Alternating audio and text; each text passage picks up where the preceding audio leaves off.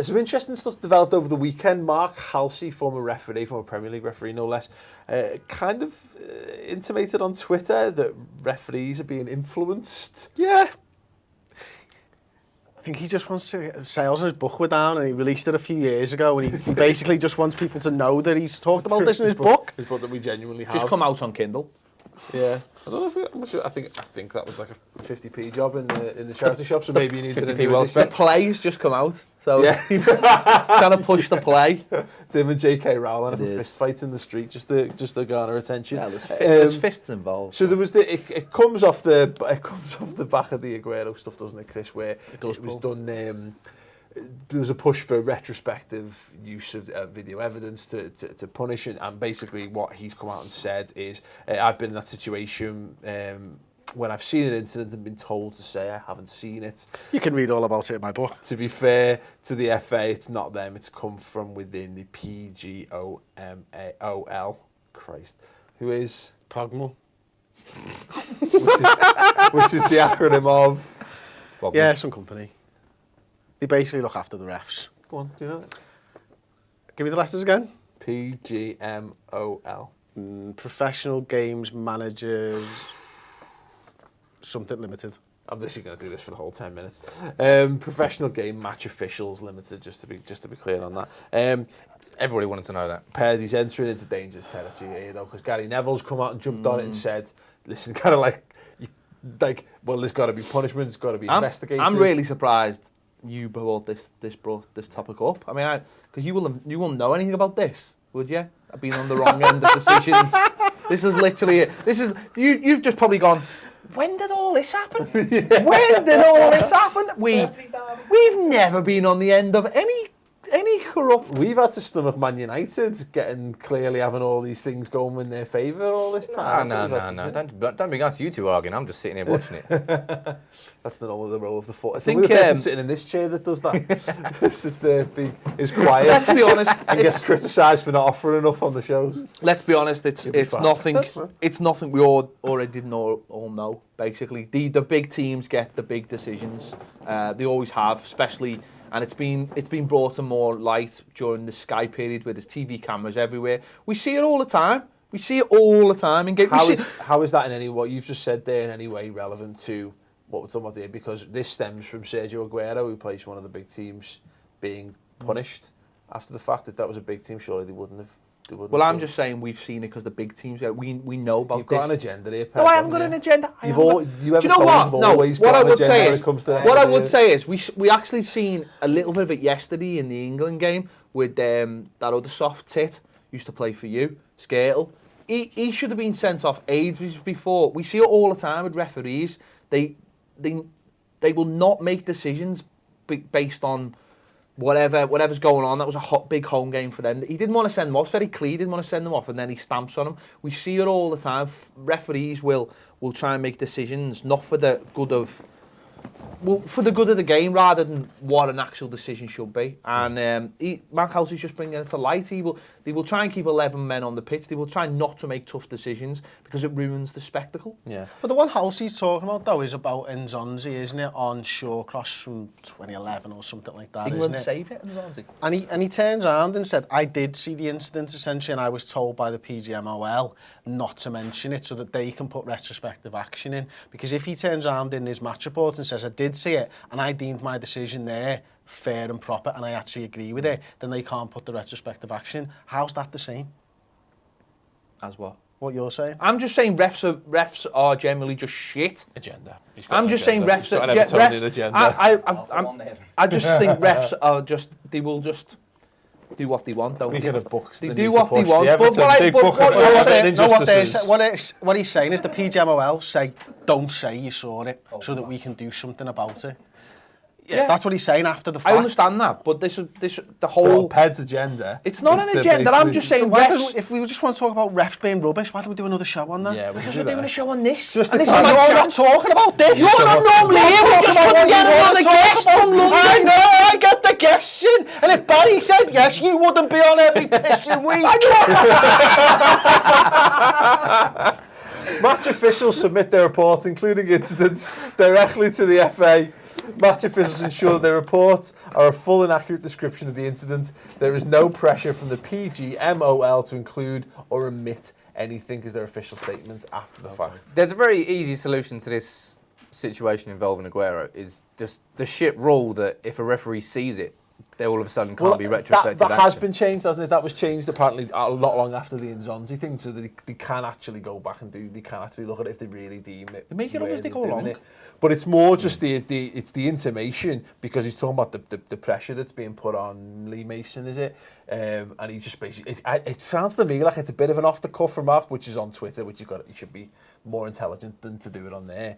And he's gonna have to justify it. It's gonna have to be looked into, because you can't let, even at a basic level like that, because he's not saying that he's being told that he has to give a certain number of penalties, or you know what I mean, something really, he has to make sure that a goal is scored, because Kept his powder dry for his next book. Well, exactly. Essentially. But the thing is, though, whether it's anything as big or as controversial as that, and as the things that are in the list of Everton injustices, is that it needs to be investigated. That's because a very long list. It is a very, very long list. It needs to be investigated because the PGMOL are funded by the Premier League and the FA. So if the Premier League are now paying for the referees to be impartial and influencing decisions, that's really bad. Do you see see what you just said there? That's a conflict of interest straight off the bat. You and your legalese. It is though, isn't it? It's a conflict of interest straight away. That shouldn't be there. Like you were saying before, there should be, and there's supposed to be, wasn't there? Was supposed to be just an independent body that turns up on a Monday morning and goes, that was a red card. That should. Once a game's finished, I don't think a ref should have any involvement with any decisions that get made. He is a match official. He's not an after-match official. So let's hand it over fully to an independent board and let them deal with it from now on, and so we don't have to deal with any of this nonsense, and that will solve all the problems. I don't even think it needs to be after match. Yeah. Why can't they do it in the NFL? And granted, it's a stop-start sport. I know, I love the NFL, mate. It's fine, but they have someone in New York looking at all the games with the referees. Why can't they just go, there was an elbow there? How long does that take? How long does that take to go? He's just elbowed him.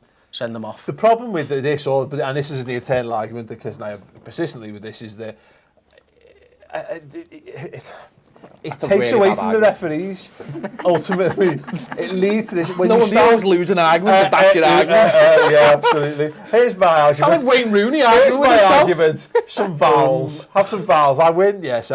Is that it adds pressure on the referees, and it undermines what the referees are doing, because whatever happened to this, it's done. Look, we put humans out there to do these things. Listen, he's made a mistake. As opposed to what? That's how the cookie crumbles. Well, the point is now you've got guys sat. Are you advocating dog referees? Yeah, that's exactly what I was talking about. That's exactly what I was talking about. Are you in a time bubble? Are you even on this show? I can't work out which week you're in at the moment. No, the point is that you've got a guy who's, and like Halsey actually says it in his book. I've rattled them. Halsey says it in his shut up.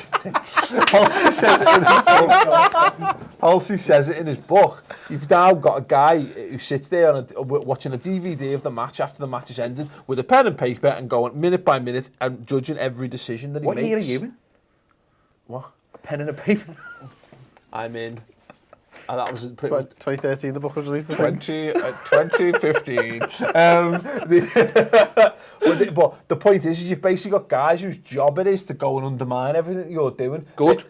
But is that good? Isn't that what not me, but isn't that what everyone has in their jobs? Someone who actually watches. Everyone's got a boss. Someone who watches over them and makes sure that they're doing their job. And if they're not doing the job right, and this is a slightly different circumstance because he only gets one chance to see a decision. It's not like he can go back and tidy his eye up. But that works for both sides. What I'm saying is they're making referees are being made out as cunts. Did you call them referee then? Referees are being made out as cunts. That's a much better word for them. Referee. But they're being made out like that because they're not allowed to respond to any of these things. Because they don't have an avenue for coming out and saying, here's this. That's not their fault. Okay. And then you've got people coming off the back, and it's basically just feeding into this notion that all referees are terrible at the job. All right, but maybe what which is also not the question. All right, well let's take a step back and say, well, just because they didn't get a decision right in a game doesn't necessarily mean they've made a mistake. Let's just say that for a start. That was a coming together that 50% of people said it was sending off, 50% of people said it was just an accident. The referee has to make that in a split decision. So what is wrong with having someone after the game who has got no association with him, and it's not him himself, saying, actually, we've looked at it, and we've seen him having a good look at him, sharpening his elbows. I don't think that undermines the referee. I think that just gives the referee peace of mind, let's say, after the game. He can't get everything right. He is a human. But then who's the referee? The referee during the match, or the guy at the end of the game going back and saying you got all of this right or wrong? And a referee, his decisions change a game. The person going back and looking at all the decisions he's made, the only person you're changing is you're influencing that ref and how he's going to make his decision. You're not influencing the ref. What you do, are, because if he does it next time, he's now going to be thinking, oh, fuck, I got that wrong last time. But what you do is you take that off them and say, listen, we will make decisions, but they don't affect how you referee a game. A referee at the moment has all those things. He has all those pressures of the media and how it'll affect the game. Like I said before with the scale thing yesterday, the referee will go, oh, hang on, if I send him off, that makes it down to 10 men. There's going to be murder here, isn't it? They have to take all that into consideration beforehand anyway. I think the problem with it all is the video side of things. You go back and watch it again. You've got some guy sat there in his job. We were talking about this before actually in a random thing. Is if you make it your job to find faults with things, that list will be extensive for no reason. You start off, anyone's ever done it, walk into someone, a job's not been done, you'll go, that wasn't done, that wasn't done, that wasn't done. And once you get past 3 or 4, you just turn into a bad mood, you're into a micromanagement where everything, you know what I mean, it gets picky. The point is that again, we're completely off the butt, fuck it. Let's look at a red card incident. You're watching that back and you've got the benefit of slow motion replays. How many things look worse because you're watching it? Now I agree. There's one he actually talks about where you can see Fellaini looking at the guy, looking to see if he's watching, and then going for it. I agree. If you're cutting that kind of stuff out and you're banning people for being genuinely malicious, but on the flip side of it, if you're watching something, things always look worse back, you know what I mean? Of course they do. The thing is, I think you've got to improve the standard of refereeing first and foremost, and if that means somebody has to go back and watch their thing, absolutely fine. I don't think they should be judging them on the decision they've made then and there. What they should do, and they should give them pointers in their position and where they are on the field in relation to the ball, all the things that we don't consider when you're supposed to referee a football match. You've got to put yourself in the best position to see the field. Now, if it goes back and says, you didn't see that, because your positioning was poor, then that needs to be done. Yeah. But if he's happy with that decision when he's seen incidents, I'm fine with that from a referee. The other thing is, though, that players don't help these situations. That referee might have seen an arm and he might have seen a player falling over. That doesn't mean there's contact. Yeah. We see it every single game. Doesn't mean there's contact.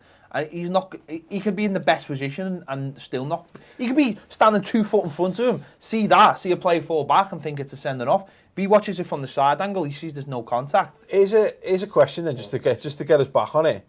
If it's true that the PGMOL are asking referees to almost doctor their match reports to some extent, why are they doing that? What's to be gained? I don't know. Look, when you that's the big question. The big conspiracy theory is, look, if the Premier League are paying for the PGMOL to exist, right, and as you said, there's a conflict of interest there, and then all of a sudden they've got a big Manchester derby coming up, they might be looking at going, I wonder if this is the complete conspiracy theorist, by the way, I'm just going to warn you now. Man City look like they could walk this league. Let's get Aguero missing for a few games. Big Manchester derby in the next game of the season. Does it keep the league tighter? Does that bring in more money? But on the flip side of that, you look at it and go, there's a big Manchester derby coming up.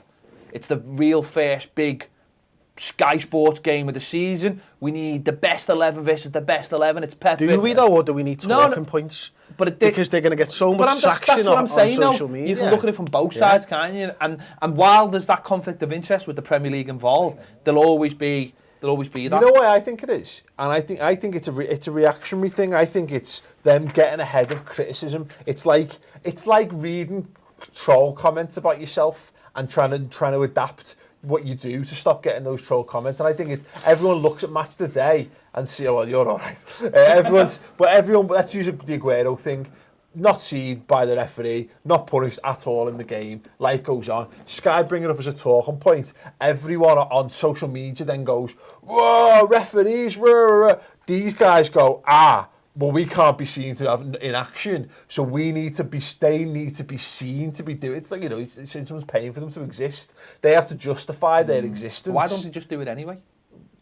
Yeah, why does it need to be not but there's a point is that when it's a big incident and every now and again you just got to do something that reminds people that you do I can totally see that. I thought that was their job anyway, though. Yeah. I thought that was their job, regardless of what the ref put in his match report. I thought it was their job Monday morning to come in and sit down and make those decisions, regardless of what the referee says. Surely that's the point. But it's only they can only do it when the referee hasn't seen it. That's nonsense. Exactly. I know it's totally nonsense. But it's all got exactly. This is exactly you're dead right on this. Is that how many times do we hear that happening without? You know why sorry, Chris. Without how many times? When have you ever heard a retrospective punishment being handed out when something hasn't been literally shouted from the rooftops by Sky or BBC or whatever? Yeah, you're right. No, you're right. You're right. I think the other thing is as well, because the AP, whatever the fracking hell PG tips, the PG or whatever, right? Because they have a rule where the referee can't come out and talk about his decisions in the media. If the referee has seen that, right, and he's decided there was nothing there for me, that doesn't look good for the Minder, does it? So because really, the referee should have come out and gone, I saw it, didn't think there was anything in it. Should we move on, lads? Yeah. And that would have been the end of it. Or he should be mic'd up and go, contact number 10, Aguero. That's face planting. No more NFL talk, Ped. It's war. I am 100% for microphones on referees. I am. And I don't care that people go, there'll be loads of swearing, you've got a red button. Have the red button, have it as a separate commentary option. Keep your kids off it if you're concerned that they might hear something they don't want to hear. I want to hear. That's what I want more than video evidence. And when you're at the match, than any addition to football. And you're at the match, you buy like a little thing and you can listen to them. It's another revenue source there. You like the Harry Potter tour, you get your accompanying thing and it can bring up the referee stats. One thing as well, you talk about all these conspiracy theories. Imagine they played it over the speaker, Wayne Rooney, F-bombing left, right and centre. Right, yeah, what football needs. But you're talking about all these conspiracy theories. Why can't somebody send in I'm guessing this per Pogma, whatever it is, that it's an established limited company. So why can't somebody send a freedom of information request as to the structure of this company? And who is at the top? And if you've got all these conspiracy theories, well, find out who actually is running it. Well, apparently all the pressure comes from Mike Riley, doesn't it? But according to Halsey, but I don't know whether whether someone above him is going. There's boxes that need to be ticked. But yeah, it's an interesting one, and one we've clearly not put enough research thought. Blatter is clearly in charge of all of this. We need Oliver Stone to get into footy. Yeah. And then just start sorting all this shit out. Yeah. Basically. You know what? There we go. Tick. Done. Well done, Ped. There's no thoughts on the whole Mark Halsey thing. If you're wondering why there was a jump cut, it's because Ped said something unforgivable, as always. Anyway, subscribe to the Ball Street YouTube channel and check out the rest of this week's social. What he called you a monk? That's worse.